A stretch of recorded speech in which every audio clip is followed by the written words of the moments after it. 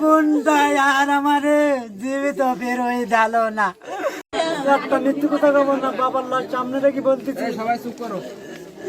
আমার বোনটা প্রথম বোনটা ছোট বোন, আমি খুব যত্নের বোন, আমি পড়াইছিলাম, পড়াতে এই পর্যন্ত পড়াইছি। এর আগে কিন্তু ওই ছেলে মনিরুল ইসলাম 5 লাখে তাকে কেলেঙ্কারি মাখাইছে, বিদায় জোরপূর্বক তার সাথে বিবাহ দিতে হয়েছে।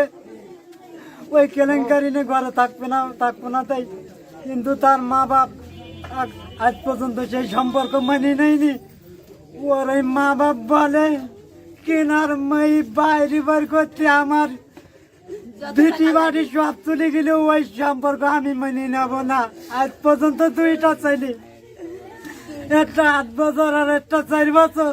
মনে করছি এইবার একটু নরম হবেন, 2টা বাচ্চার মুখের দিকে তাকাইয়া সেই বোনটা মারতে মারতে কত 8 মাসে বেহুশ করে আমার বাড়ির রাস্তার সামনে ফেলে দিয়ে যায়।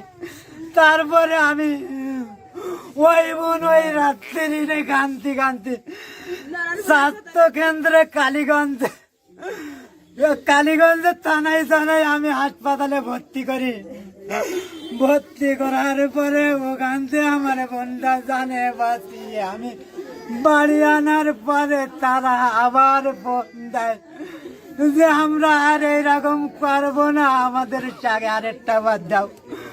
আমার প্রতিবেশী 2 হুজুর, মাওলানা বাক্তা মাওলানা মোহাম্মদ আবুল হায়াত মাওলানা আর আমাদের মসজিদের ইমাম সাহেব মোহাম্মদ নুরুজ্জামাল হাবিবি, ওনারা গার্জিয়ান হিসাবে দায়িত্ব নিয়ে মীমাংসা করে তাদের বাড়ি পাঠিয়ে দিয়েছে।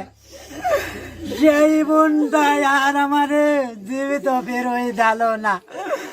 দেখতে যাই জীবিত বেরোয় দিলে আবার হাসি উঠবে, ওই ছেলে বিবাহ করেছে বলে, ওই ছেলে 6-7 মাস আগে বিবাহ করেছে আরেকটা, যার কারণে একেবারে জানে হারিয়ে দিয়েছে আমার বোনটা। আমি ন্যায্য বিচার পাবো বলে কালীগঞ্জ থানা ওসি জুয়েল ওসির কাছে বিচার চাই।